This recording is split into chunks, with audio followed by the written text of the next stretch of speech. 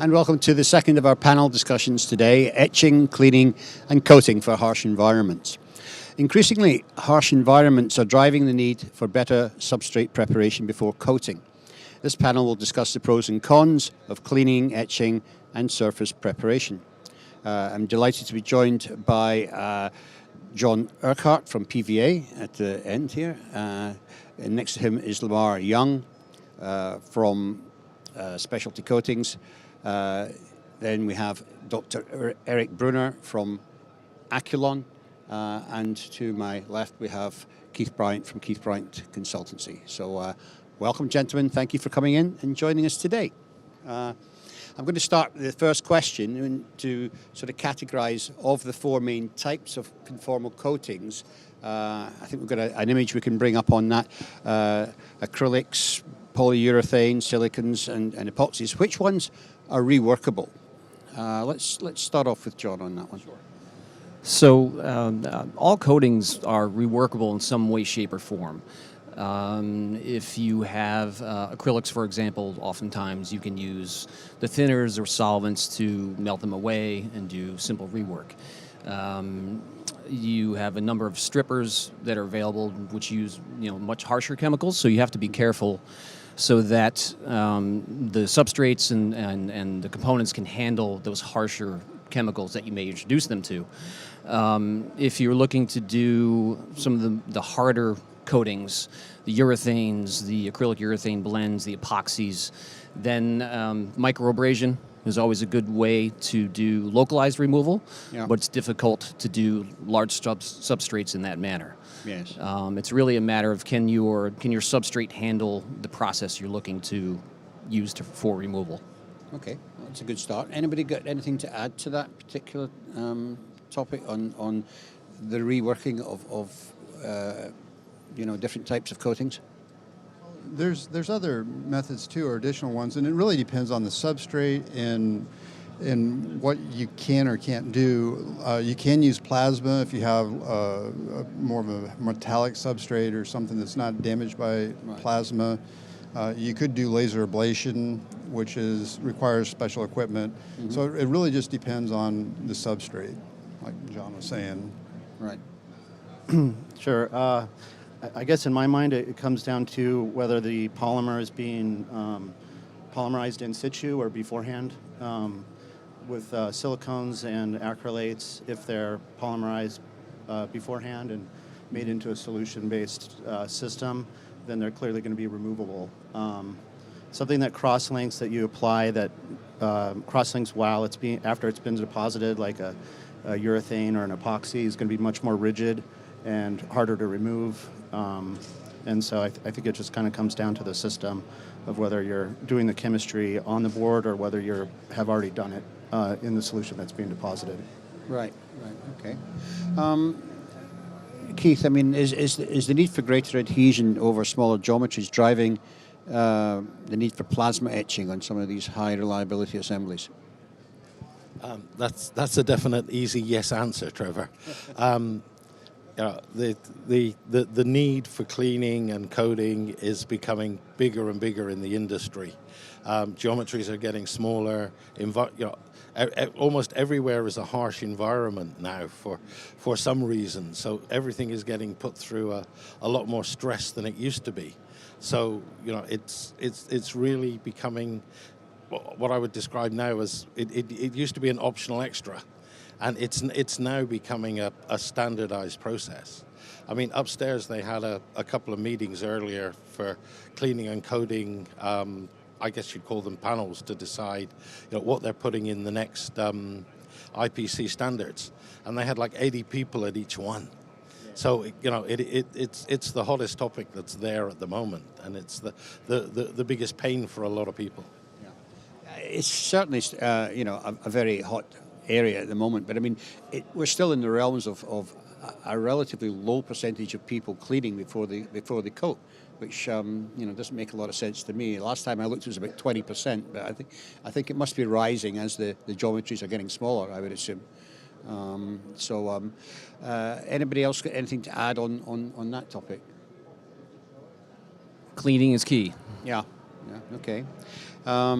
So I think we had a couple of examples of some de-wetting. There we are. Okay. So maybe John, you can start and tell us what we're looking at here.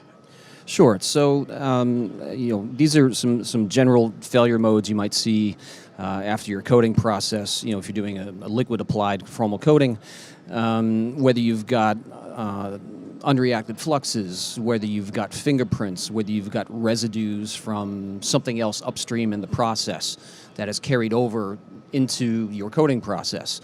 These are all residues and side effects that you need to get off of these substrates. Tops of ICs may have trace amounts of mold residue left over just in the manufacturing process, way before it even gets to the build step. And these are, the cleaning step alone is a good start. And then when you get into the plasma, some of the plasma cleaning helps remove the rest of that, those micro layers of residues left over. Right. Okay. I mean, the plasma cleaning is obviously where you're needing to have a lot more surface tension, to grip the coating. And what sort of applications would you specifically want to be using that for? Lamar. Well, there again, cleaning is really important if you want good adhesion. So it can really depend on if you're able to do anything else with the surface. A lot of times there can be like certain adhesion promotion systems that can be used to improve that adhesion, to overcome some of that. But here again, just because you can coat over something doesn't mean you should, because you could be trapping ionic contamination, which could become mobilized when it gets exposed to high humidity environments and lead to failures. So it's something that you've got to be aware of when you're looking at your end-use environment and what you need to clean with. Right. Okay. So I guess I would agree that surface cleaning and prep is really important. Plasma, of course, is a great clean way to clean, and there's a lot of cleaners out there. A lot of it depends on whether you're actually trying to get real bonding to the surface. So if you're trying to actually react with the surface, cleaning is very important. If you're not trying to react with the surface, then usually the key is just getting good wetting. Cleanliness and plasma can help with that. Also using low energy, surface energy tension fluids, things that wet out on like floor solvents and different types of solvents that can overcome even contamination and still wet out and deposit can be helpful. So there's multiple ways to get good coatings, but cleaning in the world of surface chemistry is critical. Some of these systems, I think there's a desire to have reaction with the surface, and other times it's not always as important as just good film quality. And also overcoming for geometries, just to go backwards a little bit, sometimes using thinner coatings can be really helpful, and control over thickness. Yep. I had a problem with a client last year, and the root cause was found to be ionic contamination coming in on the bare boards. So it was there right at the beginning, it went all the way through, and they just coated the boards at the end, and they had a huge amount of what we politely describe as rubbish trapped underneath. And yeah, you've got a positive, a negative, some ions, and a little bit of moisture, and yeah, you've got the perfect setup for a disaster. okay. So I mean, what surface finishes work best with that process, with this process? Let's go back to you, John. And I think we've actually got an image of a de-wetting image somewhere. Droplet wetting system. There we go. Yeah, sure. So, we all think a rough or a matte kind of finish is optimal. Don't be fooled. All finishes will work. Realistically, you want good surface energy. So it's always good to check your surface energy of your product coming in prior to a coating step. So, in the image it's showing, a droplet wetting. So if you have low surface energy, you have the droplet formation, poor wetting, poor adhesion. The higher surface energy allows better wetting, better adhesion. You're assuming a cleaner substrate at that point. Just better grip to the surface, no matter what it is. Right. Okay. Just going with a personal experience, something that I ran into years ago. A customer had a liquid photoimageable solder mask, and it's common for those to have a post-UV cure bump to help further cross-link that polymer to lower ionic contamination. And we found out that they were having wetting problems, and through some design of experiments, they determined that they didn't have to do the post-UV bump to still meet their cleanliness requirements, and it changed the surface properties dramatically so they could wet the surface. Right. So it really depends on the surface and the surface energy. So you just have to, it's good to measure it and see where you're at, and if you can pass your requirements for cleanliness in that example, then they could do away with a post-UV bump and solve their issue. Right. Okay. Eric, would you concur with that? Yeah, I would. I think it does depend on the system and what you're working with, and certainly looking at surface energy is a good tool for diagnosing where you're at before you deposit, and so I agree with both of you. Okay. Keith, I mean, is aqueous cleaning a necessary step if you're already using etching with plasma? Oh, interesting question, Trevor. Necessary is always a difficult thing to respond to. I mean, it gives you I guess it gives you a belt and braces to an extent, and it depends on the reliability that you need, the environment that you're putting the piece of equipment into, and also the mix of your materials. The answer that I guess I should give is test it and see. And that's really what, these gentlemen will say all the way through. You need to know your process, you need to know everything that's happening in it, you need to know the requirements that you need or the customer needs at the end of it, and you need to design a system that gives you what you need with a little bit of extra reliability. Right. And if putting the two together gives you that belt and braces approach, then yeah, go for it. So really, depending on the application, I guess, as well. Anybody got anything to add to that particular approach? Anybody get any stronger views on that? No? I was going to say, like we keep saying, cleaning is key. For us, we've seen more plasma after cleaning, after a wash step, because maybe, again, you've got some residue hung up somewhere that just geometries, denser layouts, whatever it is, the cleaning step isn't getting all of the bad stuff out. And the plasma helps that last little bit come out and just help the process overall. Yeah. Okay. So, Lamar, I mean, how important is it to maintain a uniform thickness across the board, and how do you achieve that?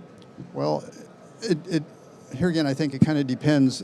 A couple of years ago, there was a big study done in one of the standards meetings, and if you look at corners or edges of components, sometimes it looks like there's no coating there. Yeah. And whenever you have geometries, it's not going to be the same thickness over everything. But the study showed that even if it doesn't look like there's coating there, there was actually a small amount of coating there. So in all the standards and the requirements, they basically say it has to be a certain thickness on a flat, unencumbered surface. It's kind of up to the customer to determine what the correlation is. If you get X thickness on the flat, what does that give you on your leads and backside of components and leads? So you have to determine what that is to the correlation between that. So there are techniques that can be used to control thickness, automated equipment that can apply it. You can program it based on where you want coating or where you don't want coating, and just process control, you can control your thickness. Right. So basically angling nozzles and moving your gantries and things like that. Yes. And one area I think that's I'm noticing a lot with inspection systems is that they've been able to look around to make sure that you're getting coating on the edge definitions, because it's important that you don't get ingress of any material on the edges, which is quite often overlooked. Yeah, I would add that in terms of thickness, we sort of look at it in terms of a minimum thickness across the different areas of the board. And so as long as you're getting sort of if you're trying to get to like IPX7 level performance, and in our world sort of at least a 30 micron level thickness is kind of required at all, even at the edges. And so besides equipment, there's also things that can be done with the coating, in the coating, additives, ways to change the thixotropic index or the rheology of the coating, making coatings so that when they're deposited they don't move as fast. And so there's different ways to achieve uniform thickness, and I think it usually doesn't hurt to deposit more than you need unless there's a heat issue, but you just want to really kind of gear yourselves towards getting a minimum thickness for the protection necessary. Yeah, it's a change I've also seen in the last few years. People used to use the IPC standard, and it measured the thickness coating where you didn't really need the coating to be, and that was, it was always, a conundrum. Yeah, I pass IPC, but on the corners and on the leads, I probably haven't got enough. And people have really woken up to that now. There's better sets of equipment out there. There's better, even visual inspection. And people are now looking and saying, how much coating do I have where I need it? And that's really, for me, been the big change in the last few years. Yeah, I want to come back to something that Eric said there, and that is, do I understand you correctly that you can use certain, you can apply materials or coatings to certain parts of the board so that when you actually coat the board properly, it behaves differently on that area? Is that what you were saying? No. You said you had ways of making the coating not flow out as fast and things like that. You're talking about it generally throughout the coating material that you're using, and not applying it to coming from the specific standpoint areas. of a material manufacturer, coating manufacturer, what we do is we formulate the coating so that when it's deposited, it has certain flow properties, and if you can get the properties such that it doesn't flow as easily, then you have more control once it's deposited. It doesn't slump off the tight corners and edges and slump off, and those points carry current as well, and so you need protection everywhere wherever electricity is flowing. Right. And so you have to have a minimum thickness everywhere, and so when I think about thickness, I think about those edges. I think about the critical points and making sure that those sections have a minimum thickness, with the understanding that you're going to get some slumping, you're going to get some flow. It's going to be thicker in other areas, but as long as you have the minimum thickness on the critical points. You're in good shape. Right. Okay. Well, that kind of brings me on to my next question, really, which was what tips can you offer to maintain clean edge definition and edge encapsulation? We've got a couple of clips on that, or I've got an image first of all, I think, on film calibration. Let's have a look at that. What are we looking at here, John? So this is a device that's measuring the film width and also measuring that the film is continuous across that width. So this is used to characterize and calibrate a coating system so that you know your pattern width is consistent every time you run a cycle. So calibrating the spray dispersion, the shape. Yep. Yeah. And this is for a film coating applicator. Film coating. Okay. Yep. And then we have a small clip that is showing it.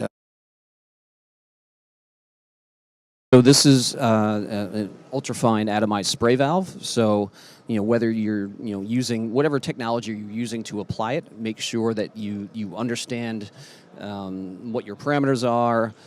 More is not always better. More air pressure doesn't mean it's going to spray better. Understand the coating that you're applying. Understand the viscosity. How does it flow? How does it wet? Right. Does it stay clean? Do you need solvent cups to rest the tips in between cycles or every so often? Also, it comes down to maintenance. Take care of your process, and it'll take care of you. Okay.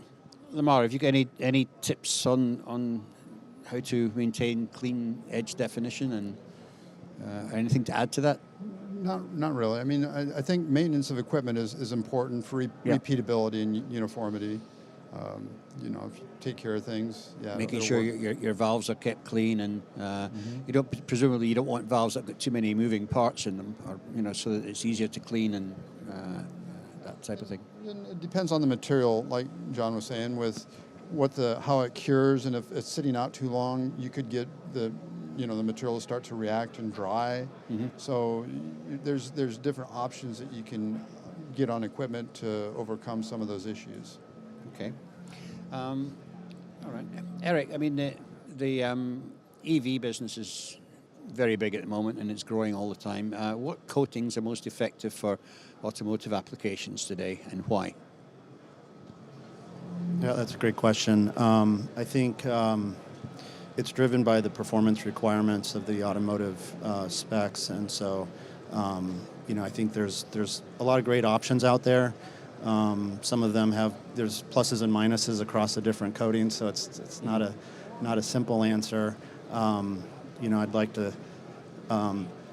Usually, I think there's a cost target as well, and so there's I think speed, cost are some of the key drivers, but also just performance, reliability, and so there's a lot of good coatings out there. Of course, I like the coatings we make, but can brag about those. But I think it's Depends whether it's I think some of the solution phase. I mean, the boards are a lot of large boards.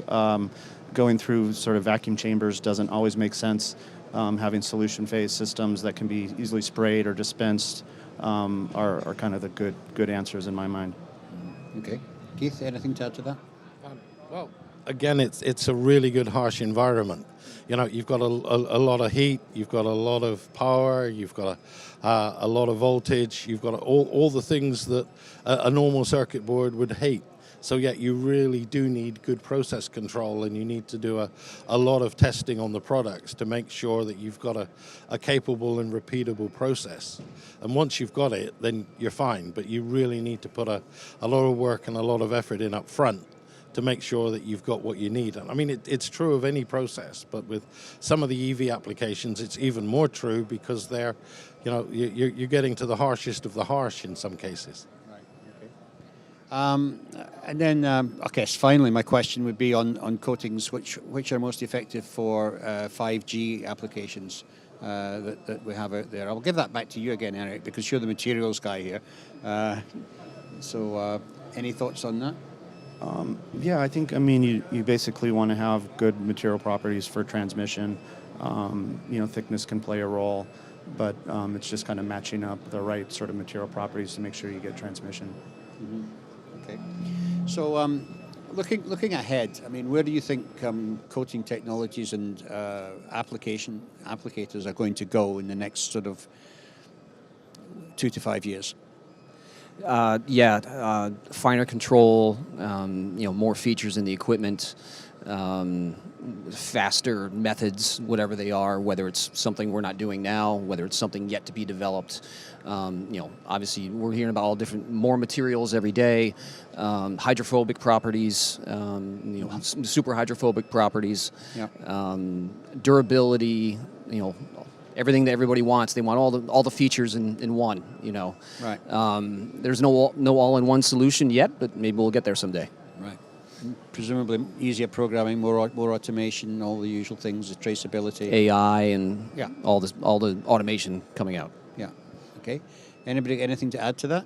Well, just to throw in a little bit, I mean, we've been talking a lot about acrylics and urethanes and silicones. And I remember when I first started decades ago that, I always thought, well, there's got to be like one best coating. Well, no, that doesn't work. And if anything today, there's more coatings available because there's more applications. You've got UAVs, you've got battery chargers, you got EVs, you got wearable, electronics, you got hearable electronics, stuff that requires, it's all different environments. And there's other technologies that, there's a class that was created called ultra thins that are either like low solids materials, different polymers that can be sprayed or dipped. They are extremely thin, that provide the properties that people need, whether it's for like IPX7 or 8, or you talk about ALD coatings or plasma type coatings, that those didn't exist probably 5 years ago, a lot of them. So as time goes on, I think there's going to be more and more of that fit these special niches that really have a good use. So it's important to keep in contact with the material suppliers to understand what's available and what would work best in your application. Yeah, I would agree with that. We've seen a drive towards thinner coatings and been involved in that. So as things kind of miniaturize and get to finer details, having the thickness control down in the nanoscale type levels even can play a role. So that's one of the drivers certainly, and I think the scalability of the process is key, and just everybody always wants things cheaper, so you got to always keep cost in mind.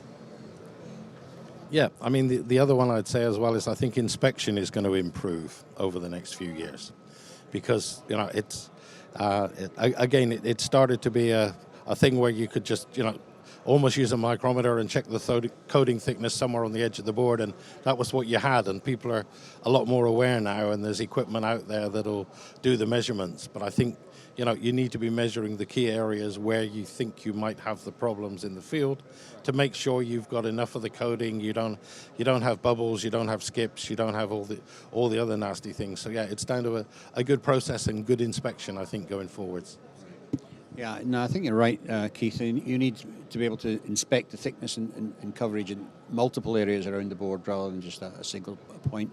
But to the point that Eric made as well, I think with material science changing quite a bit at the moment, we've seen some companies this week even who are working in the area of carbon nanotubes and been able to produce some really interesting materials as a result. Materials that are not commonly available at the moment on the periodic table. So I think in the future, we're going to be able to see some really interesting coatings and materials coming down the pipe. Anyway, guys, I think we've done a good job today of discussing the topic. I want to thank our panel, John Urquhart from PVA Systems, Lamar Young from Specialty Coatings, and Dr. Eric Brunner from Aculon, and of course my old friend Keith Bryant from Keith Bryant Consultancy. Thank you, gentlemen, for taking part today, and thank you to our audience for watching.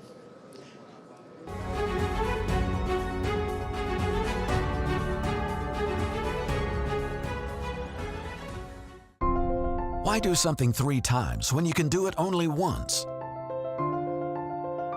Using N1 Pass technology, BTU's new Profile Tracer is a next-generation thermal profiling tool, providing real-time data acquisition for oven optimization. It identifies inconsistencies due to temperature variables at both the product level and the heat source. Profile Tracer measures dual temperature locations as well as vibration, all in one pass, giving you time to attend the more important things in life.